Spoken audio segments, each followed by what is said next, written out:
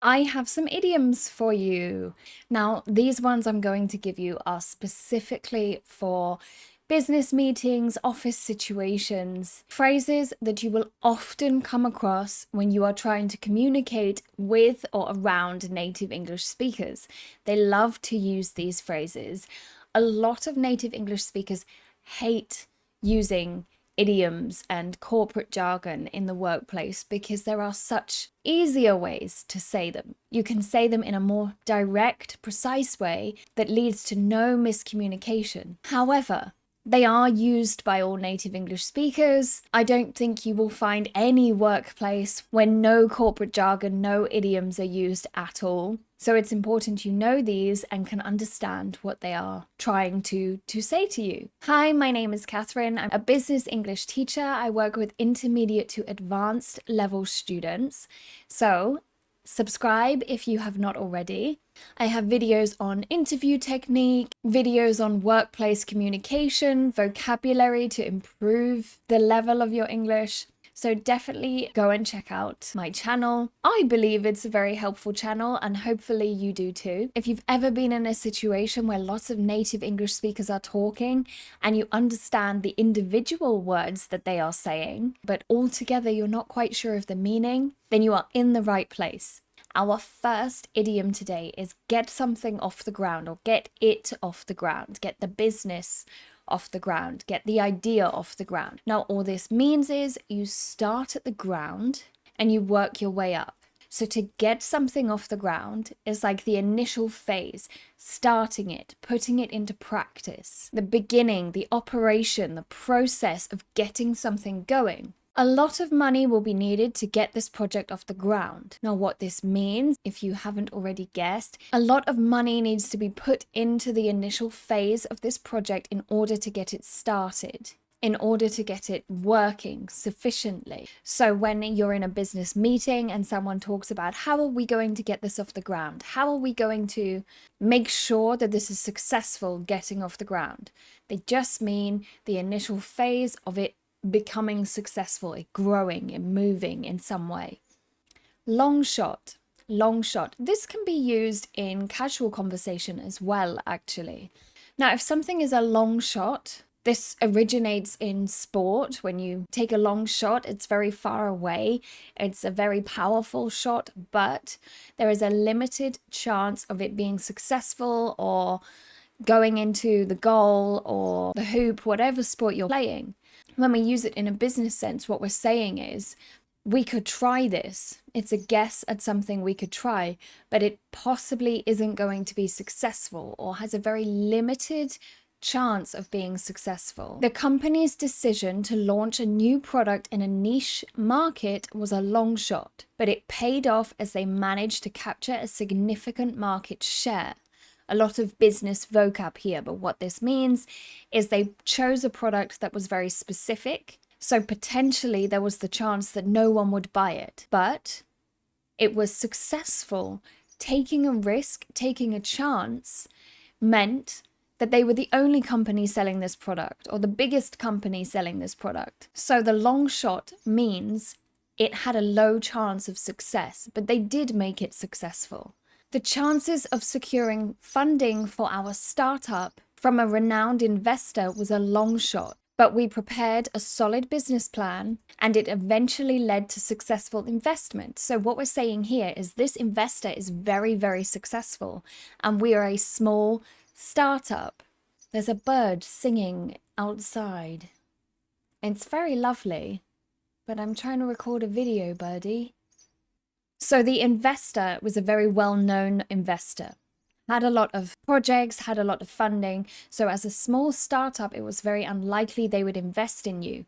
But because you prepared a good business plan and impressed the investor, you received this investment. So long shot is when something has small chances of being successful, but it doesn't mean it's never successful. It doesn't mean it can't be successful. I'm going to give you a more casual example. Let's say one of your colleagues has very young children and has to finish work at 4 p.m. every day to collect their children from school. You could say, I could ask this person to stay longer. It's a long shot, but I may as well try, meaning the chances of this person saying yes are very, very low.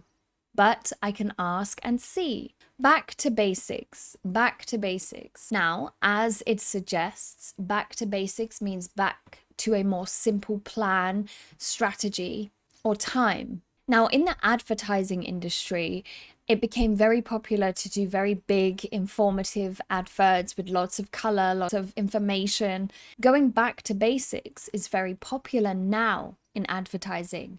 A white background with a black logo, or a drink that just says soda on it in cool font, colorful font. Going back to basics is like ignoring all of the added stress or pressure or complications, taking something back to how it originally existed. So if your company talks about going back to basics, what they're saying is, let's not overcomplicate things. Let's try and make things as simple as possible. Maybe we've done it this way for a very long time. We tried something else, but it didn't work. So let's go back to basics. The client wants to go back to basics on this project, meaning they just want a non-complicated solution. Smooth sailing. You often hear people say it will be smooth sailing from here, or it looks like it's going to be smooth sailing this week. Smooth sailing comes from the sport sailing. And if you have smooth water and therefore you are sailing smoothly, it means there's no big waves, there's no big wind, there's no bad weather. So if a company describes something as smooth sailing, it means no surprise complications. Nothing's going to randomly stop working or stop being effective. Maybe you created a new program, a new software, and initially there were a lot of issues with the software. However, they have been fixed and it should be smooth sailing from here. Or maybe you have a very fussy client that's asked a lot of questions in the initial stages, but they are happy with what you have explained to them. You can say, I've spent a lot of time with this client trying to explain to them all the different options, but it should be smooth sailing from here on out. They're happy with what I've suggested and I'm going to get to work on that today. The big picture, I'm sure you've heard this one. This is used all the time. The big picture just means stop thinking small. Think a bit bigger.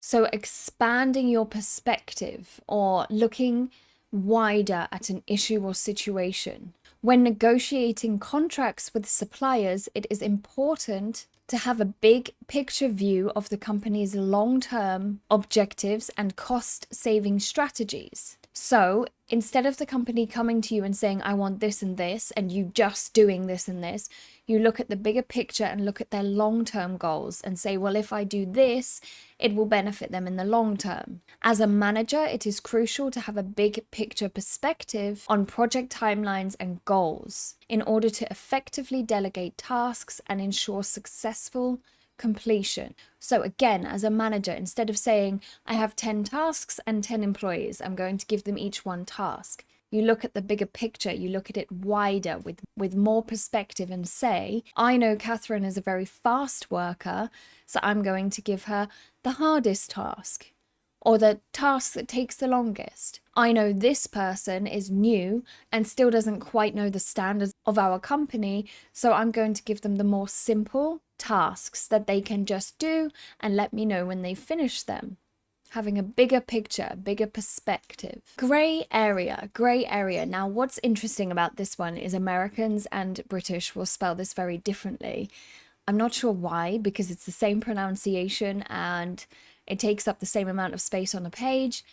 But British English people will spell the color grey, G-R-E-Y, and American English speakers will spell it G-R-A-Y.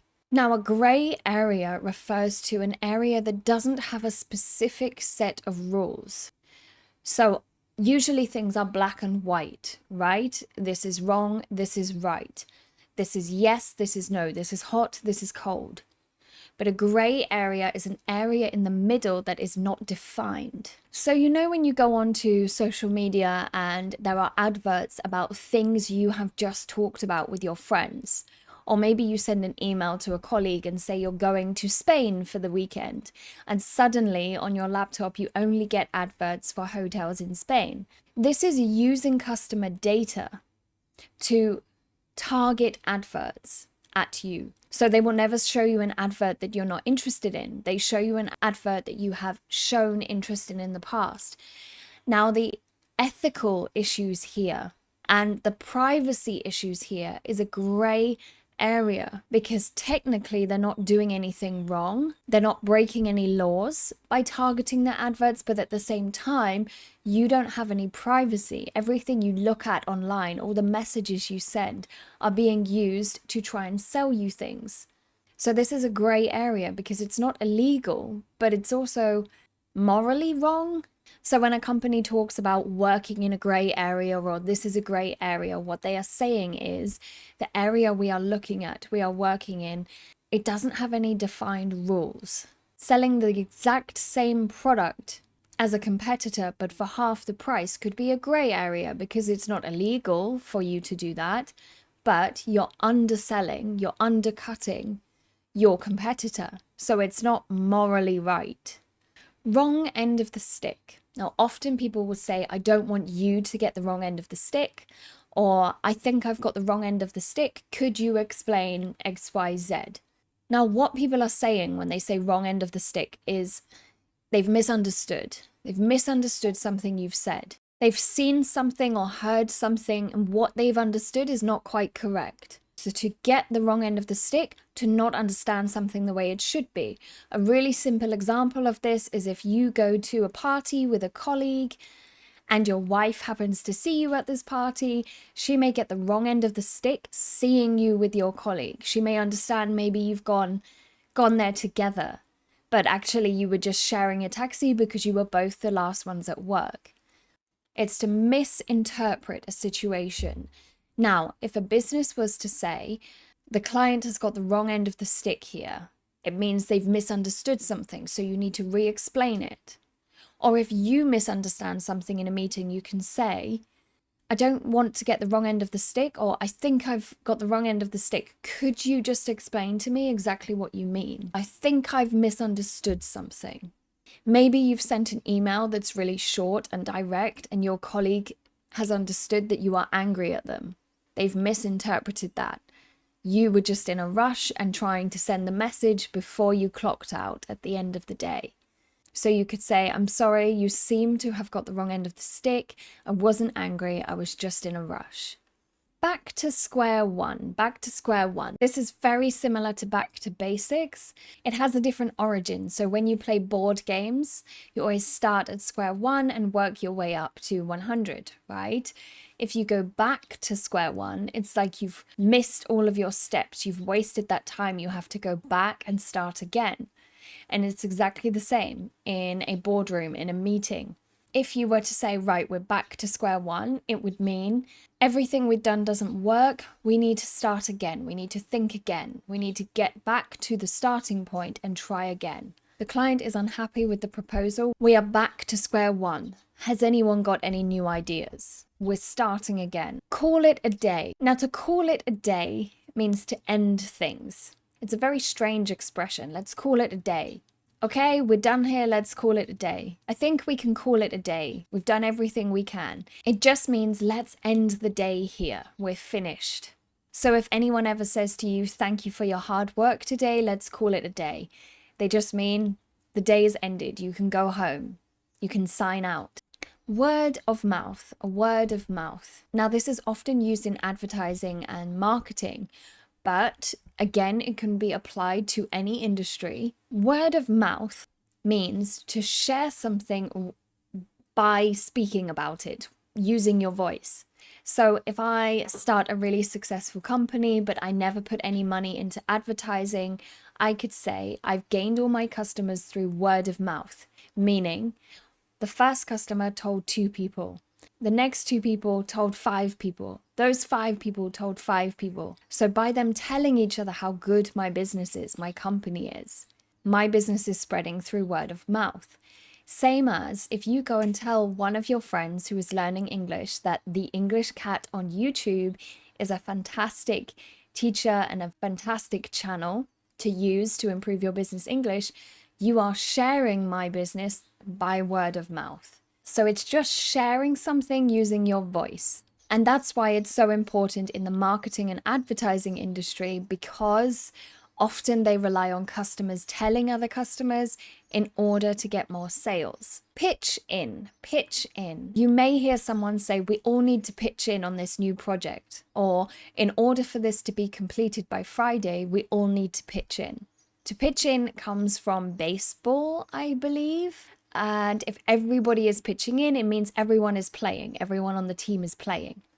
Same in business English. If everyone pitches in, everyone in the team, everyone in your office, everyone in your department is working together to complete something on time by the deadline so that the client isn't unhappy. You can also say, I'm happy to pitch in. I've finished all of my tasks today, meaning I've finished everything. I have some extra time. If you need me to help you with this project, I can. Need it yesterday. This is so annoying when this is used and you are the recipient. You're listening to someone say this. If someone says, I need it yesterday, what they're saying is it's already delayed. Whatever they need, whatever they are asking for is already too late. So if I say, hi, I have those reports you asked for. Oh, thanks, but I needed them yesterday. That's great, but you're already too late. I needed them for something yesterday. Typically, when someone says this, it's kind of an insult. Maybe not personally to you, but it's definitely saying they are delayed and I'm not happy about it. So, of course, you can't provide something yesterday. Yesterday is the past. It's already finished. It's already done, over. You can't create something for yesterday. The project still needs to be done. It still needs to be completed, but the person is trying to let you or the team know that it's late. By the book, to do something by the book, means to follow a book, follow the textbook. So when you start a company, when you go to university, you usually learn exactly how processes are done, what they expect from you, what you need to do in certain situations. So to do something by the book means to follow those original processes, standards, techniques, procedures. This client is very specific. They want everything done by the book, meaning everything needs to be done exactly as they've asked. No outside ideas. Do it exactly as they expect, as they ask. Get around to. To get around to something can be used in past tense or future tense. In future tense is when you'll hear it the most often. I'll get around to that this afternoon. I hope to be able to get around to it on Friday. Yes, if I finish everything today, I should be able to get around to it. It just means it's on my list of things to do, but I have a lot of other things to do before I can do that one. So it's on my list. I know I need to do it, but I'm not sure when I'm going to be able to do it. I can't give you a time frame. I can't say, yes, I'll do it in an hour because I have these other things to do first. Using it in the past, you would use it to explain that you haven't been able to do something yet. I haven't got around to it yet. I haven't been able to get around to printing those reports you asked for. The client hasn't got around to paying the invoice yet, but I will contact them today. Meaning, again, you know it's on the list, but you haven't had time because there are all these other things you have to do. And the last one today, pick up the pace or slow the pace down. Now, obviously, these are opposites. So one is to get faster, one is to go slower. The pace is the speed at which you move, or at which a team moves, or a project moves. So pick up the pace means to go faster, to complete the project faster, to make the team work faster, and to slow the pace down means to slow the team down, slow the project down. It's not a priority. It doesn't need to be finished until next month, so we can slow the pace down and work on something else. And those are my 15 idioms for you that you will definitely hear in a business meeting. Let me know how many you've heard before and how many are new for you. Do you have any idioms you've come across that you think, why are people saying that? Why are they using these words in that order? I have no idea what they're talking about. As always, thank you for being here. Thank you for watching today. I really appreciate your support, and I will see you next time. Goodbye.